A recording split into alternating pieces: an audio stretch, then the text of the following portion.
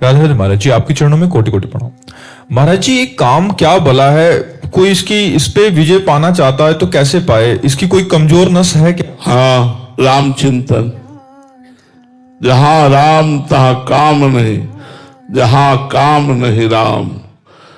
अगर राम राम कहोगे राधा राधा राधा राधा राधा राधा राधा, तो ये नष्ट हो जाएगा। ये भगवान के सुमिरन से नष्ट होता है। काम को बल कहां से मिलता है? ध्याय तो विषयांत पुंसाम संगास्तेषु उपजायते, संगात संजायते कामः, संगात संजायते कामः। जब हम विषयों का ध्यान करते हैं, खाली हृदय होता है, भगवान का चिंतन नहीं करते, विषयों का चिंतन करते हैं, तब हमारे हृदय में विषयों के प्रति आसक्ति पैदा होती है। और विषयों के प्रति आसक्ति जब पैदा होती है तो उसे भोगने की इच्छा होती है।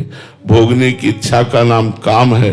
भोगने की इच्छा पूर्ण होने पर लोभ प्रवृत्ति पैदा होती है।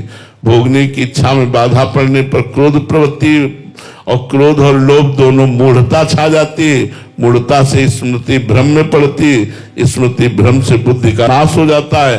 साधक की बुद्धि का नाश होना ही सर्वनाश है। इसलिए यदि काम से बचना है तो भगवान का नाम जप करो, भगवान की लीला कथाएं सुनो और संयोग से बचो। जैसे मोबाइल में गंदी बातें ना देखो, ऐसे गंदे लोगों का संग न करो जो गंदी बात करते हैं। ऐसा गंदा भोजन न पाओ। स्फुरना ही बंद हो जाती है यार। उसी हृदय को हमने देखा है काम से युक्त, और उसी हृदय को देखा है स्फुरना ही बंद हो जाती है। संकल्प विकल्प की तो बात जाने दो, स्फुरना ही बंद हो जाती है। पर नाम जप करते रहो, सत्संग करते रहो, पवित्र भोजन, पवित्र संग, कुसंग का त्याग करो। देखना सुनना बोलना ये कुसंग से ना हो। अगर कुसंग से देखना होगा, कुसंग से बोलना होगा, कुसंग से सुनना होगा, तो भी काम पिंड नहीं छोड़ेगा। उसको रास्ता मत दीजिए। उसका श्रवण न हो, उसका दर्शन न हो, उसकी वार्ता न हो, उसका चिंतन न हो, तो भगवान का श्रवण कथन चिंतन हो, बढ़िया मंगलमय हो जाएगा। यही रास्ता है काम विजयी होने का, यही रास्ता है। भगवान की लीला कथा सुनो, भगवान के विषय की चर्चा करो, भगवान का नाम कीर्तन करो, सब में भगवत भावना करो, तो आप देखो अपने आप धीरे धीरे हृदय शांत होने लगेगा। जब हृदय आनंदित होता है तो निर्विकार हो जाता है। सूखा हृदय विकारी होता है। जो भगवदानंद से युक्त हृदय होता है वो निर्विकार होता है। सुभाष जी हनुमानगढ़ से। राधे राधे महाराज जी। महाराज जी, क्या सच्ची भक्ति में त्याग अनिवार्य है? यदि हाँ तो क्या संसार का त्याग करना जरूरी है, मन का त्याग भी पर्याप्त है? अगर मन से त्याग हो गया तो सच्चा त्याग हो गया ना। मन प्रभु के चिंतन में लगा हुआ है, अन्य वस्तु व्यक्ति स्थान का चिंतन नहीं है, और हम बीच बाजार में बैठे हुए तो आप त्यागी हो, गृहस्थ में हो तो भी आप त्यागी हो। सारा खेल तो मन का है ना।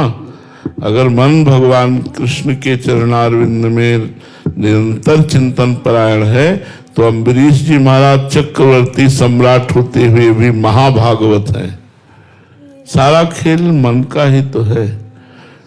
तन से विषय छोड़ दिए पर मन से विषयों का चिंतन कर रहे तो आनंद का थोड़ी अनुभव होगा। आनंद का तो अनुभव होगा जब मन से विषयों का चिंतन छूट जाए। तन भले विषय के संयोग में है लेकिन मन प्रभु के संयोग में है। इसी स्थिति का तो नाम अध्यात्म है कि संसार के संपूर्ण व्यवहार कार्य करते हुए, अपने धर्म का निर्वाह करते हुए वो परमात्मा के चिंतन में तन्मय है। मन उसका प्रभु में लगा हुआ है। यही तो खास बात है। ये कहाँ हो पाता है? शरीर से विषय छोड़ देते हैं फिर भी मन उसे पकड़े रहता है, मन उसका चिंतन करता है। तो जहां मन होता है वहां स्थिति मानी जाती है। तो मन यदि विषयों में है तो स्थिति विषय में ही है, मन प्रभु में है तो स्थिति भागवत में ही है। तो मन को प्रभु में लगाओ, ये बहुत बढ़िया बात है। मन से विषयों का त्याग हो गया तो भोगेगा कौन? अच्छा ही नहीं लगेगा। यहां तक कि ब्रह्मादिक के भोग सब विष सम लागत ताहि, नारायण ब्रज चंद की लगन लगी है जाए। प्रभु की प्राप्ति की लगन लग गई, मन प्रभु के चिंतन में लग गया, तो ब्रह्मादिक के भोग भी विष के समान लगते हैं। फिर मर्त लोक के मलिन भोगों की तो बात ही क्या। तो हमारी साधना तो इसी बात की है कि मन हमारा प्रभु का चिंतन करे। भगवत चिंतन करने वाला मन मोक्ष, विषय चिंतन करने वाला मन बंधा हुआ। बंध और मोक्ष का इतना ही अर्थ है कि मन भगवदाकार तो मोक्ष, मन विषयाकार तो बंधन युक्त। अब कुछ भगवदाकार कुछ विषयाकार, यही तो साधना है। हमें इसी साधन को तो समेटना है कि हमारा मन पूर्ण भगवदाकार बन जाए, पूर्ण प्रभु के चिंतन में लग जाए, विषय चिंतन ही न मन करे। यही तो खास बात है। लक्ष्मी मित्तल जी, राधे राधे महाराज जी। महाराज जी, ज्ञान मार्ग के बाद प्रेम मार्ग पर चलना आपके लिए कितना कठिन था? हाँ, बहुत कठिन था, पर गुरुदेव की कृपा से सरल हो गया। इतना कठिन था कि हो ही नहीं सकता था, हो ही नहीं सकता था। पर गुरुदेव की कृपा से कर तुम अकर तुम अन्यथा कर तुम सर्व समर्थ, गुरुदेव की कृपा से संभव हुआ। नहीं तो मन की जो गति है वो जब बाल्यावस्था से वेदांत दर्शन के मार्ग में लगी तो भक्ति दर्शन की तरफ चलना बहुत कठिन था। विषयी पुरुष को भक्त बनाया जा सकता है, लेकिन वेदांत मार्ग में चलने वाले को भक्त बनना बहुत कठिन होता है, क्योंकि उसे तत्व ज्ञान होता है। उसे तत्व पर वही सर्वांतर्यामी परम तत्व सर्वत्र विराजमान विश्वात्मा, अब वही मैं हूं। अब कैसे बात बने? महाराज जी, आपके मन में अभी काट नहीं आती क्या, क्योंकि आप ज्ञान मार्ग के तत्व? अब सब शांत हो गया। अब नहीं, ये शुरुआत में 2-4 साल ज्यादा रहा, इसके बाद अब कुछ नहीं, अब ऐसा नहीं चलता, अब ऐसा कुछ नहीं चलता। अब अपना जो वृंदावन का प्रेम रस का मार्ग है वही चलता है, इधर उधर नहीं जाता मन।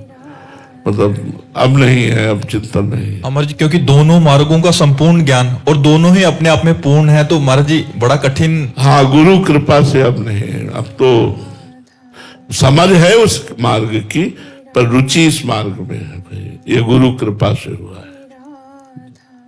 महावीर सोनी जी, राधे राधे महाराज जी। महाराज जी, चिदानंद में देह तुम्हारी विगत विकार जानहूं अधिकारी। गुरुजी, कौन साधक परमात्मा के चिदानंद स्वरूप को अनुभव कर सकता है? जो निरंतर भजन करता है, जो साधु संग करता है, जो असत विषयों का त्यागी है, जो जितने कर्म करता है सब भगवान को समर्पित कर देता है, ऐसा साधक भगवान के चिदानंद स्वरूप का दर्शन कर पावेगा। जितने भी कर्म यत् करोषि इष्टम दत्तम तपो जप्तम व्रतम यच्चात्मनः प्रियम, जो भी अपने को प्रिय लगता है वो सब भगवान को समर्पित कर देना। यज्ञ, दान, व्रत, तीर्थ यात्रा सब भगवान के लिए करना। किसान, व्यापार, नौकरी सब भगवान के लिए करना, सब कृष्णार्पणमस्तु। और निरंतर नाम जप, सत्य वस्तु भगवान के सिवा कोई और नहीं है, ऐसी धारणा। बहुत काल तक जब ऐसी साधना की जाए तब व्याकुलता पैदा होती भगवत दर्शन की। उसी व्याकुलता में भगवान का साक्षात्कार होता है। जब व्याकुल हो जाता है भगवान के लिए उपासक, उसका जीना मुश्किल हो जाता है, तब भगवान का साक्षात्कार होता है। भगवान की देह सच्चिदानंद रूप आए। भगवान कैसे रूप वाले हैं? बोले सच्चित आनंद रूप वाले। चिदानंदमय देह तुम्हारी विगत विकार जान अधिकारी। जो अधिकारी साधक है वही जानता है कि भगवान की चिदानंदमय देह है। वो चिदानंद देह का दर्शन, स्पर्श और संग प्राप्त करता है। खूब भजन करो, सब कुछ सुलभ हो जाएगा भजन से। अगर भजन नहीं है तो फिर बात नहीं बनेगी। भजन करना, हट करके भजन करना, संसार से हटकर भजन करना, डटकर भजन करना, भजन को करके बचाना, बचा के पचाना, पचा करके भगवान में लीन हो जाना, यही तो साधना है। खूब नाम जप करो। सतीश चंद्र शर्मा जी अलीगढ़ से। राधे राधे महाराज जी। महाराज जी, कामनाओं के साथ कंचन, कामनी एवं कीर्ति से कैसे बचा जाए? कामनाएं भी हैं और से बचना भी है। साधन पथ पर जब हमारी प्रियता हो जाएगी तो जिसे हम बाधा समझते हैं उससे हम दूरी बना लेंगे, और जो बाधाएं हम नहीं निवारण कर सकते वो हमारे इष्ट निवारण करेंगे। करऊं सदा तिनके रखवारी, जिम बालक राखे महतारी। जैसे माँ अपने बच्चे की हर समय सुरक्षा दृष्टि से निरीक्षण करती रहती है, वो काम में भली लगी रहे, उसकी एक दृष्टि बच्चे पर रहेगी, कहीं कुछ खा न ले, कहीं कुछ कर न ले ऐसा जो उसकी हानि हो जाए। ऐसे ही भगवान की दृष्टि उस भक्त पर रहती है जो भगवान का शरणागत है, जो भगवान का नाम जप करता है, जिसने ये निश्चय कर लिया है किसी जन्म में मुझे भगवत प्राप्ति करनी है। तो फिर जो विघ्न है कंचन, कामिनी, कीर्ति आदि, एक तो उसके पास फटकते ही नहीं, और दूसरे अगर फटकते हैं तो इतना विवेक शुद्ध होता है कि उसे रुचि ही नहीं रह जाती। वो सब व्यर्थ नजर आते हैं। रुचि के बिना सब बेकार है। जब रुचि ही नहीं है तो बेकार ही नजर आते हो, बाधा नहीं पहुंचा सकती। रुचि होने पर छोटी सी वस्तु भी अपना अधिकार रखती है। भगवान के नाम में रुचि, भगवान के रूप में रुचि हो जाए तो सब रुचियां खत्म हो जाएंगी। इसलिए हमको भजन करना पड़ेगा। लौकिक पारलौकिक कोई भी उन्नति चाहनी हो, भजन करो, खूब नाम जप करो। हमारी बात मान लो, सब साधनों का साधन है भगवान नाम जप। भगवान से भी बढ़कर है भगवान नाम जप। ब्रह्म राम ते नाम बड़ वरदायक वरदान। रामचरित सतकोटि में लिए महेश जी जाने। करोड़ों रामचरितमानस का अवगाहन करके भगवान शंकर ने देखा तो नाम पाया, नाम सबसे श्रेष्ठ नाम। यहां तक कि ब्रह्म राम से भी बढ़कर के उनका नाम है राम। तो जब हम नाम जप करते हैं, खूब डट के नाम जप करते हैं, तो कंचन, कामनी, कीर्ति में रुचि ही नहीं रह जाती।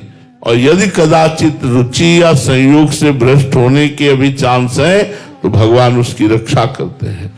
भगवान उसको विवेक देते हैं, ज्ञान देते हैं। भगवान सानिध्य में आने ही नहीं देते, बचा लेते हैं। सानिध्य में आने पर अरुचि दे देते हैं। बड़े कृपालु हैं। इसलिए भगवान की शरण में होकर भगवान का नाम जप करो, वही समस्त विघ्नों से बचा लेंगे। दिवाकर राठी जी नेपाल से। महाराज जी, बहुत सारी कथाओं में आता है कि गंगा जी के डुबकी लगाओ तो पाप नष्ट होंगे, एकादशी का व्रत रखो, या इस तीर्थ में जाओ तो ऐसा पाप नष्ट होंगे। तो महाराज जी, पाप करने वाले एवं पाप कर्म के लिए मुक्ति के इतने सरल उपाय से क्या पाप को बढ़ावा नहीं मिलेगा, या इससे इसका भावार्थ क्या है? महाराज जी, मेरी जिज्ञासा शांत करें। देखो, पाप और पाप की प्रवृत्ति ये दो अलग चीजें हैं। पाप नाश के तो आपने उपाय बताए, लेकिन पाप की प्रवृत्ति का नाश कैसे होगा? प्रवृत्ति का नाश नहीं हुआ तो गंगा ना आया, फिर पाप किया। तीर्थ याटन गए, फिर पाप किया। तो हाथी के स्नान जैसा वो स्नान हुआ। हाथी स्नान किया, धूल भर के सूंड से फिर ऊपर डाल लिया, तो क्या स्नान किया?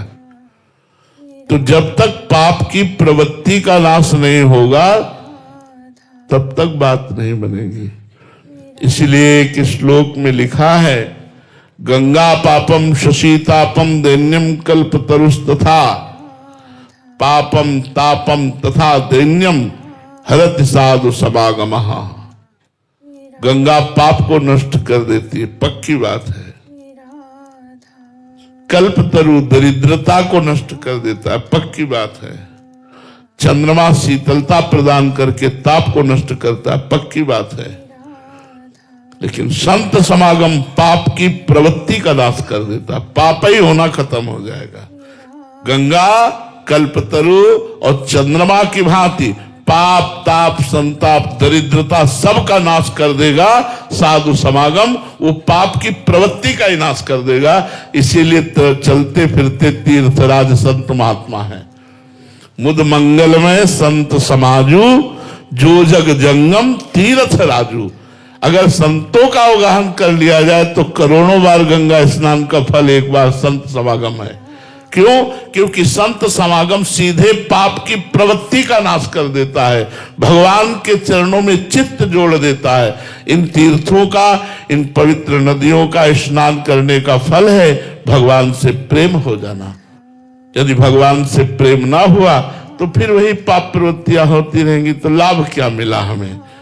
तो ये पाप बढ़ावे के लिए नहीं है, औषधि रोग बढ़ावे के लिए नहीं है, रोग का नाश करने के लिए है। गंगा जी आपकी बुद्धि को पवित्र करेंगी, गंगा जी आपको साधु समागम दिलाएंगी, साधु समागम आपको भगवान की रति प्रदान करेगा।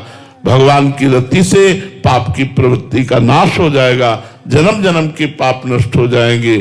सन्मुख होए जीव मोहि जबहि, जन्म कोटि यज्ञ नाशो तबहि। जब जीव भगवान की शरण में आता है संत कृपा से, तो करोड़ों जन्मों के पाप उसके नष्ट हो जाते हैं। इसलिए संत समागम सर्वोपरि है। संत समागम करो, अपनी बुद्धि को पाप की प्रवृत्ति से हटाओ, फिर गंगा स्नान करो तो आनंद प्राप्त होगा।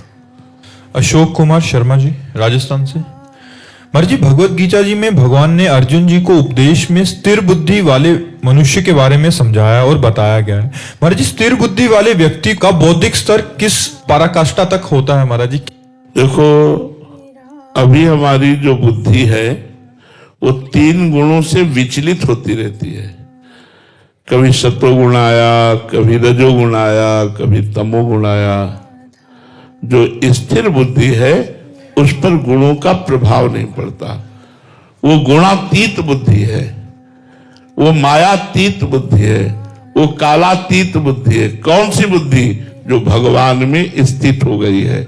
मय्येव मन आधत्स्व मयि बुद्धिम निवेशय निविशस्य मय्येव अत ऊर्ध्वं न संशया। गीता में भगवान ने कहा, तुम मेरे में मन को लगा दो, मेरे में बुद्धि को समर्पित कर दो, तुम मेरे में ही निवास करोगे, इसमें कोई संशय नहीं। तो स्थिर बुद्धि वाला भगवान में बुद्धि स्थित रहती है। चलायमान बुद्धि सतोगुण रजोगुण तमोगुण गुणों की प्रेरणा से वो चंचल बनी रहती है। जो भगवान का भजन करके त्रिगुणातीत हो गए हैं, उन्हीं की बुद्धि स्थिर रहती है। जो स्थिर बुद्धि रहती है उसमें हर समय प्रसन्नता, आनंद, मोद बना रहता है। खूब भगवान का भजन करो, इसी से बुद्धि शुद्ध होकर त्रिगुणातीत हो जाएगी। अनंत दास जी, असम से। राधे राधे महाराज जी। महाराज जी, जब जब हमारे जीवन में प्रतिकूल परिस्थिति आती है तब हमारे भीतर श्री जी के प्रति अटूट विश्वास उत्पन्न होता है। उस समय मन पूर्ण रूप से शरणागत होने को होता है, किंतु जैसे जैसे परिस्थिति सामान्य और अनुकूल होने लगती है वैसे वैसे ही वह गहराई, वो भाव, वो समर्पण बनाए रखना बड़ा कठिन सा होता है। ऐसे में महाराज जी, एक जैसी स्थिति कैसे रहे? चलते रहो, आ जाएगी। अभी बड़ी कृपा है कि प्रतिकूलता में आपको ऐसी भावना मिलती है, नहीं तो लोग प्रतिकूलता में टूट जाते हैं। ये तो आपके ऊपर कृपा है जो प्रतिकूलता में गाढ़ शरणागति की। ऐसा ही सच्चे भक्त का ऐसा ही हृदय होता है। अनुकूलता में थोड़ा सा ढिलाई आ जाती है, विस्मरण होने लगता है, थोड़ा मनोरंजन करने लगता है, मन अनुकूलता का भोग करने लगता है। बस यही त्याग हो जाए तो जैसी प्रतिकूलता में स्थिति रहती वैसी अनुकूलता में रहेगी। अनुकूलता का भोग ना करे मन। इसी के लिए और भजन करो, और भजन बढ़ाओ, स्थिति आ जाएगी। भजन बढ़ाओ, भजन ही स्थिति प्रदान करता है। स्थिति प्रज्ञ महापुरुष में ये अनुकूलता प्रतिकूलता का कोई प्रभाव नहीं पड़ता। भजन बढ़ाओ। वीरेश चौबे जी, राधे राधे महाराज जी। मर जी, आप कह रहे हैं कि आप एक कैंसर अस्पताल के व्यवस्थाओं को देखते हैं, कह रहे हैं कि जब मरीज अंतिम परिस्थिति में होता है तो उसके बचने की संभावना बहुत कम होती है। ऐसे में महाराज जी, हम परिजनों को कैसे संवेदनशीलता दें? वो बहुत कठिन समय होता है। परिजनों को तो संवेदनशीलता देना कठिन है, क्योंकि वो मोह युक्त है। वो तो यही चाहेंगे बच जाए। पर मरीज को संभालिए, मरीज को न पता चलने पावे कि उसकी दुर्दशा है, वो मरने वाला है, ठीक नहीं होगा। ये बातें मरीज को पता नहीं चलनी चाहिए। मरीज से जब मिलो तो मुस्कुरा के मिलो और आप ठीक हो जाएंगे, आप अच्छे हो जाएंगे। आप जैसे कितने मरीज ठीक होकर के गए, आप तो बहुत नॉर्मल हैं। उसकी मानसिकता ना बिगड़ने पावे। अगर हो सके तो आप डॉक्टर हैं, उस समय आप ही उसके वहां गुरु भी हैं। अगर आप उसे कह दें कि राधा राधा जपिए, राम राम जपिए, इससे तुम्हें और लाभ मिलेगा, तो उसका अंतिम सुधर जाएगा। तो डॉक्टर का भी कल्याण हो जाएगा, मरीज का भी कल्याण हो जाए। जब पता है मरने वाला है तो उससे कहे तुम बहुत नॉर्मल मरीज हो, कोई सीरियस नहीं हो, ठीक हो जाओगे यार, ठीक हो जाओगे। बहुत से ठीक हो गए यार, हमारी बात मानो। तुम पढ़े पढ़े ये काउंटर लो, राधा राधा जपो। अगर तुम राधा राधा जपोगे तो तुम्हारी मानसिक पीड़ा नहीं रहेगी, उसका कल्याण हो जाएगा। जब पता है मरने वाला है तो उसे भगवान नाम अगर जपने की प्रेरणा दी जाए तो उसका मंगल हो जाएगा, कल्याण हो जाएगा। आप डॉक्टर हो, आपको सैकड़ों चांस ऐसे मिलेंगे जिसमें जीव का उद्धार कर सकते हो। यदि अंतिम समय भगवान नाम सुना दिया, भगवान नाम जप की प्रेरणा दे दी तो जीव का मंगल हो। मालूम ना जपे, आपने 2 बार उसके पास कहा राधा राधा, अब वो सैया से उठकर कोई नया पाप कर नहीं सकता। अब मरेगा वो तो 2 बार राधा नाम सुनने का फल उसे मिलेगा और वो नरक से बच जाएगा। तो अगर हमारी प्रार्थना माने तो जब ये पता चले कि इसका शरीर अब नहीं बचेगा क्योंकि स्थितियां होती हैं ऐसी, तो उसे भगवान नाम का उपदेश करे, भगवान नाम सुनावे। परिवार वालों को नहीं समझाया जा सकता क्योंकि वो मोह से ग्रसित है। उनको तो यही लगता चाहे जितना रुपया लगे डॉक्टर बचा लो। अब डॉक्टर ने पूरा प्रयास किया, नहीं बचा पाते तो अस्पताल तोड़ते हैं, डॉक्टर को गाली देते हैं, डॉक्टर का विरोध करते हैं। ऐसा नहीं करना चाहिए।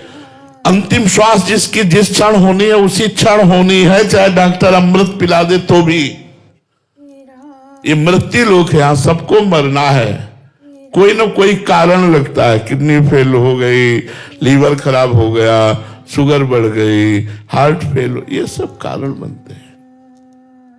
परिवार वालों को तो नहीं समझाया जा सकता क्योंकि वो मोह ग्रसित है। ममता रत्सन ज्ञान कहानी, जो मोह से ग्रसित है उनको ज्ञान कहानी अच्छी नहीं लगती। वो तो यही कहेंगे कि डॉक्टर साहब आप बचा लें। तो आपको भी यही कहना है कि हम बहुत बिल्कुल पूरा प्रयास कर रहे हैं आगे भगवान की इच्छा। बस इससे ज्यादा क्या उनको ढांढस बता सकते हैं। पर मरीज के कान में अगर आप ये दे सके कि 2 बार राधा राधा बोल दे तो मंगल हो जाए यार, जीव का अंतिम सुधर जाए। जीव का अंतिम सुधर गया तो पूरा सब सुधर गया। शिखा सिंह जी मिर्जापुर से।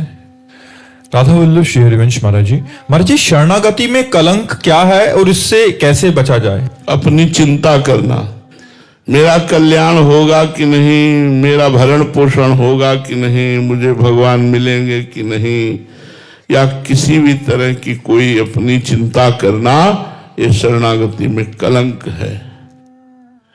जब हम भगवान की शरण में हैं और भगवान विश्वंभर हैं, समस्त जगत का पालन पोषण करते हो, मेरा भी करेंगे।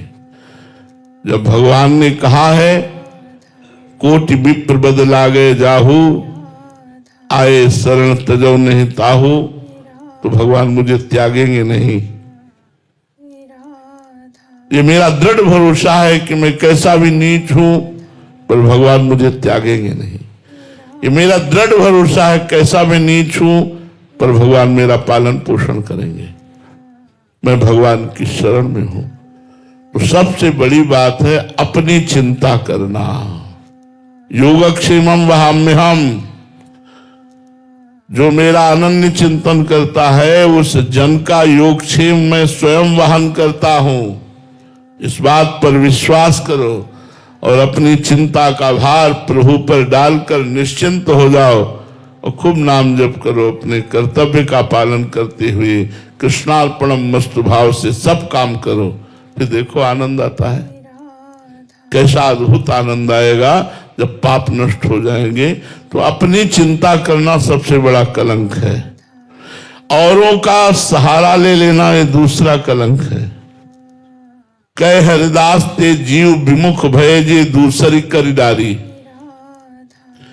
भगवान का भरोसा छोड़कर किसी व्यक्ति का भरोसा कर लिया कि वो आदमी हमारा काम बना देगा, ये सबसे बड़ी कलंक की बात है। एक भरोसो एक बले एक आस विश्वास। एक भरोसा केवल भगवान से, एक आशा केवल भगवान की, एक बल केवल भगवान का। अगर हमें अन्य का भरोसा हो गया तो कलंक हो गया हमारी शरणागति में। अपनी चिंता हो गई तो कलंक हो गया शरणागति में। तो ये सबसे बड़ी कलंक की बात है, इसे छोड़ देना चाहिए भगवान के भरोसे पर। रसशेखरी शरण जी, राधा वल्लभ शेरवंश महाराज जी। महाराज जी, कैसे जाने कि हमारी शरणागति सही चल रही है या हम सही, इसके कोई लक्षण है कि हमारी शरणागति में कमी है? हाँ, जब हमारा निरंतर नाम चल रहा है, थोड़ी थोड़ी देर में हृदय में आता है भगवान मैं आपकी शरण में हूं, मन प्रसन्न हो रहा है। कोई भी अनुकूल बात आई तो बड़ी भगवान की दया है, कोई प्रतिकूल बात आई तो बड़ी भगवान की कृपा है। दोनों में भगवान को ही वो देखता है। अनुकूलता, प्रतिकूलता, विपत्ति, संपत्ति, अपमान, सम्मान, निंदा, स्तुति, सब में अपने भगवान का विधान देखकर जो प्रसन्न रहता है वही शरणागत है। हर परिस्थिति में जिसे अनुकूलता ही अनुकूलता नजर आती, कृपा ही कृपा नजर आती, वही शरणागत है। ये शरणागति पुष्ट होती है संतों के संग से और नाम जप से। साधु समागम से शरणागति पुष्ट होने लगती है और भगवान का सतत स्मरण करने से भगवान में आसक्ति होने लगती है। तभी शरणागति का पूर्ण स्वरूप होता है अपने इष्ट के सिवा अन्य का चिंतन ही ना होना। वो तभी होगा जब नाम जप करोगे। तो संतों का संग करो, सत्संग सुनो और खूब नाम जप करो, शरणागति पुष्ट हो जाएगी।